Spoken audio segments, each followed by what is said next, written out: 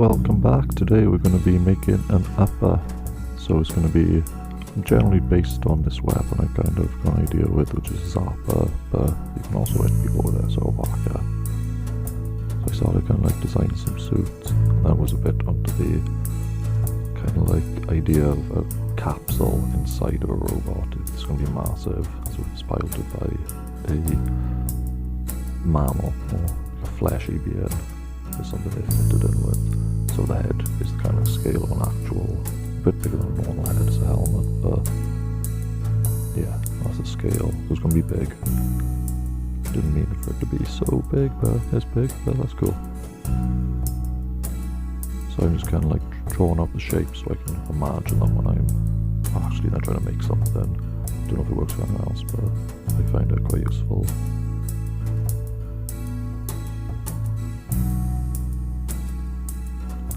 So that character design, couple simple colours should be good.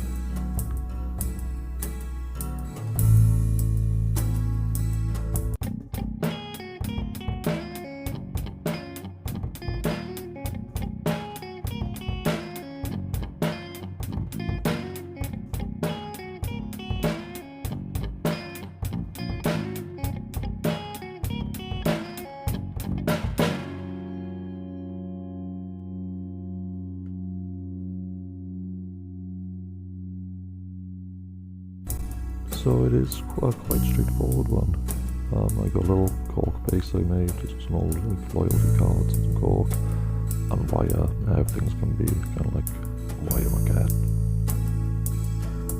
Yeah, I goes not too thin, you want it to be quite strong, but bendable, because we're going to be doing some weird stuff.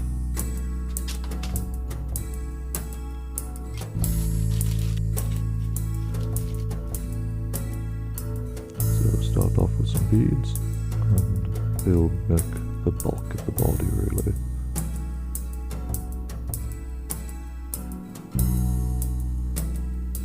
Yeah, but the wire in between, I've done a little kind of like folded over each end to hold each bead at each end in, so they shouldn't fall out, but always bit of super glue, just to be safe.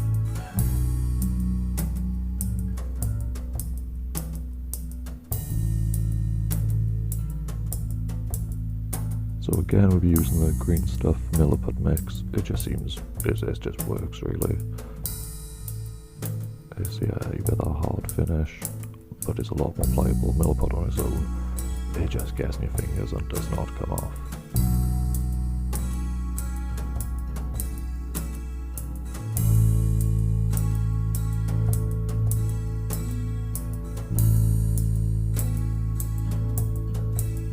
Here we just cover it all. It looks like a creepy finger, but we'll be covering it again. So again, it's me just to bulk it out and kind of give it a good base for what we're going to build. So I'm going to need big shoulder pads, skip a bead, and milliput, and as well try about fingerprints so much we can file them, and we'll cover them in EVA foam later. Lots of EVA foam in this one. Just try to fit them, and as well when you push them in you kind of indent them so you know they're going to fit a bit better. Have a nice good connection with super glue.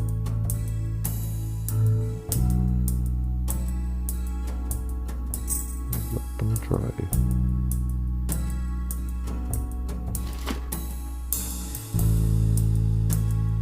So I'm going to wrap some EVA foam around the milliput and green stuff, kind of give that to the robot effect. Again, they're not measured, it looked quite random, and I should add to the general kind of like maintenance, I guess, of this build.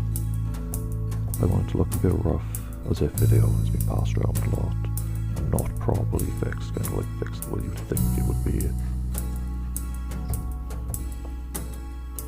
So make some little mix here. We just stick some plastic out to EVA foam, makes it a bit firmer, and it holds the shape better, keeps it smooth.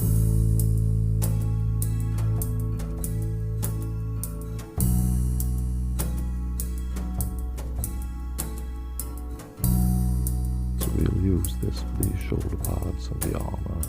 It kind of gives a better effect.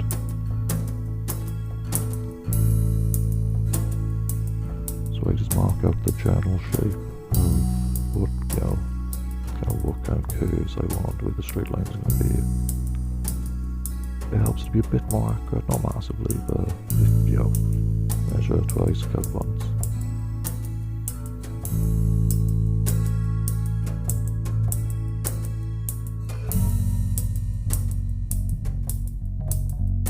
There's a very liberal use of super glue, so be well ventilated. Solvent abuse is not fun.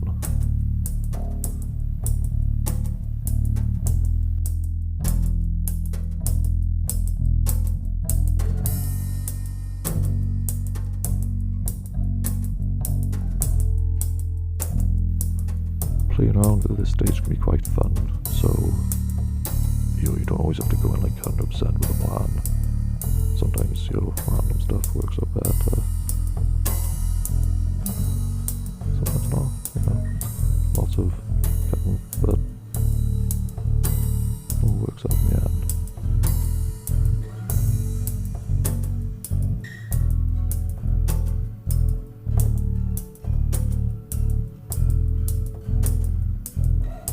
So yeah, a few strategic cuts, just to bend everything around.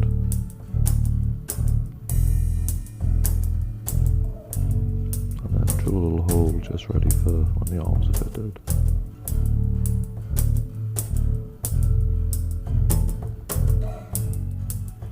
Here are the arms I've made, so I'm going to make one now.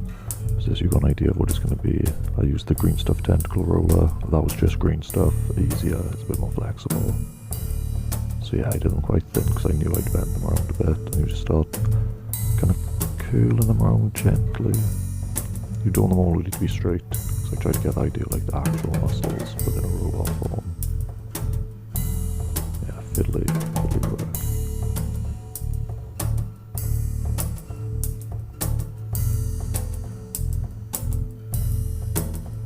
A little bit of the plastic card just to make the little hands.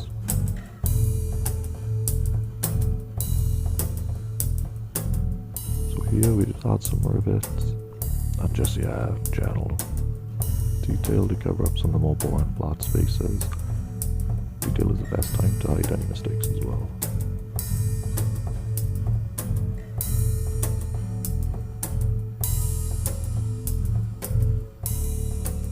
I think they're good to go.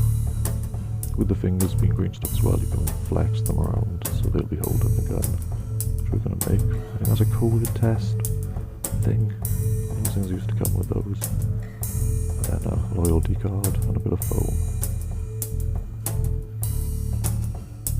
It is going to look better, I promise you, at least on the gun.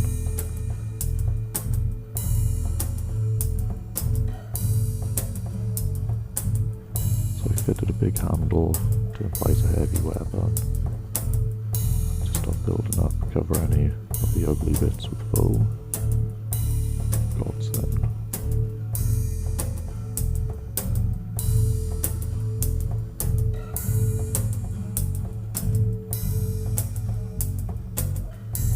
So I'm going to make a leg now.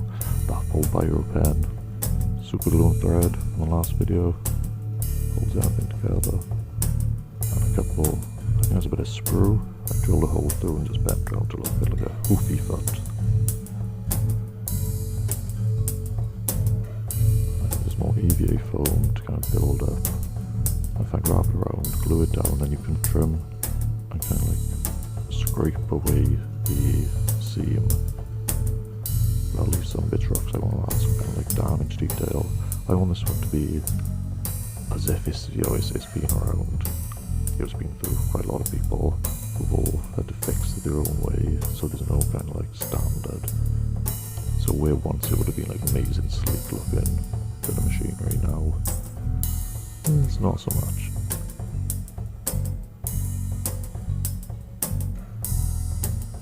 So again, just draw out some kind of like loose designs. If you're into geometry, you'll love it. If you're not,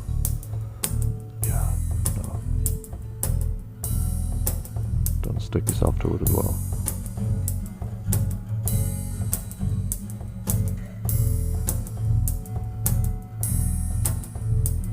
So So I've just covered everything green stuff. I've attached the gun to the hands, added lots of detail for the wires, and made it look a bit kind of like, I don't know, something Tesla might have made.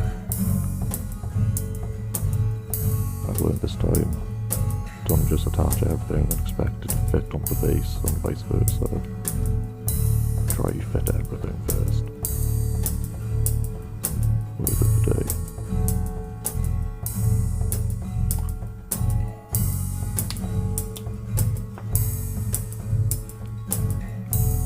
So yeah, liquid green stuff is brilliant for just kind of like covering everything, making it a uniform texture, as well as being able to paint super glue onto it.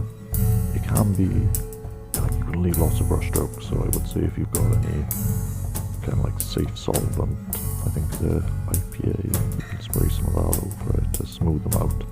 Don't quote me on it, I've never done it. I might do it in the next video, and then you can quote me on it. It's just the right stuff. I've had some acrylic based details.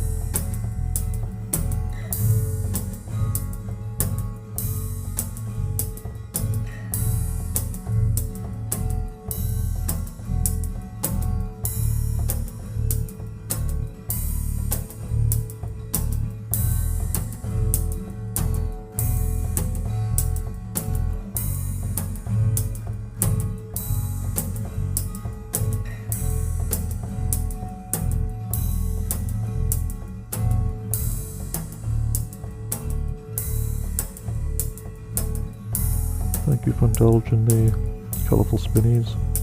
I spent a bit too much time on that one. I can try some contrast paint, so I've used them every now and then, but not really on like a big coverage. So I'm going to see how these turn out.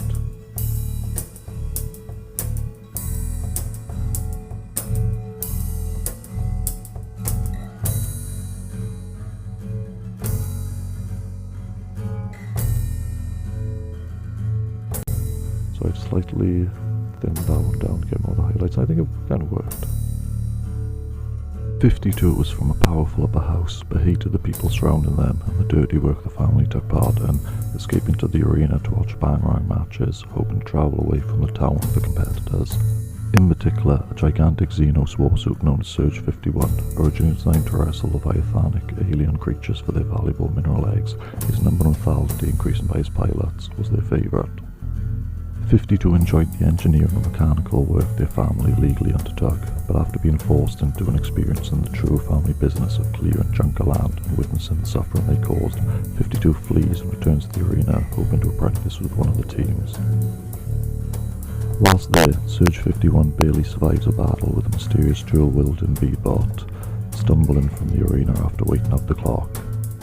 52 goes to the pits to offer Surge 51 their services, where they find the pilot dying from their wounds after a bad repair job weakened the wells, allowing fragments of the armour to pierce the pilot's capsule. 52 comforts the pilot before they're taken by the arena flesh gatherers and sold on the scientist, left alone with the Surge suit. Before anyone could notice, they dressed in the pilot's control suit, hiding their face and claiming the role of Surge 52. With their capable engineering skills, 52 has restored Surge to just operational condition, the best it's been this century, travelling taboo as a Bangarang contender, part-time bounty hunter, righting wrongs and protecting vulnerable outposts at risk of abuse. The Surge suit appears to have synced with 52, its alien AI invested in their adventures, utilising a long-lost programming to run independent of a pilot and instead providing cover and sometimes acting under its own initiative to complete objectives. The Surge weapon channels a cosmic electrical energy from an archaic power core suspected to contain a whole system of supermassive binary stars, maintained at the point of collision, a destructive energy channel through an alien converter, releasing terrible arcs of devastation upon the wielders' opponents, able to carve matter out of existence.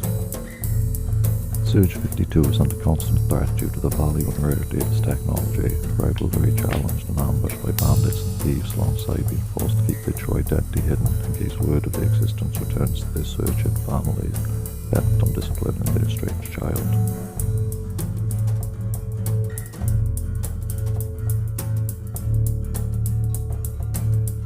So to add to the kind of like Surge 52 idea, I've been doing some graffiti on. I would have used a better brush I think next time. This one's a bit old, but I think it came out okay because I wanted to look a bit rough like everyone views I ever piloted it, added something, and at times it may have been kind of like vandalized. So this stuff is kind of like this oily, grimy. It's brilliant. It's a nice little, like, give it a good wash. You gotta watch out, it does change, obviously it changed the colour, but yeah, it gives it a really good worn feel. I've tried out some, it's my first time really using this dirty down rust. I think I did a little bit before, but you know, not like proper, and it is good. I think I went a bit too liberal with it, so I would hold back next time. There's a bit of a shine to it, and it can, you know, kind of like block out a lot of colour. But yeah, for this I thought it'd be a fun little experiment and give it that real worn feel. I think final shot's coming up, so yeah, thank you for sticking through.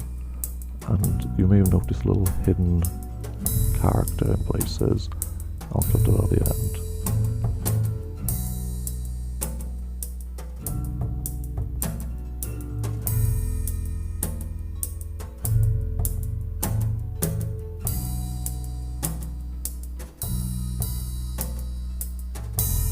Been a few plein air shots in this video.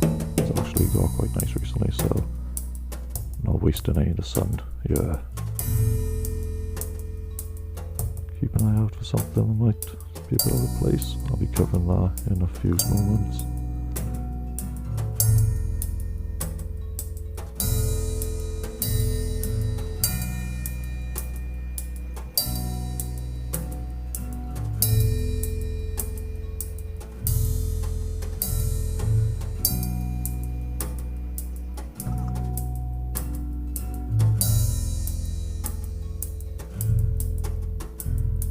So, before the final Beatbot video, which will be wrapping up all of the Bangarang and Gutterlands models I made, Bill Making Stuff has announced a skirmish game. So kind of like, luckily, I had made a 52 to go with this character. I phoned in on the face, that's an neck on the head. The rest of the body is EVA foam and some wire. So that'll be my next load of videos. We'll make an entire kill team. Unit, whatever they call it, in Brandon, but from scratch.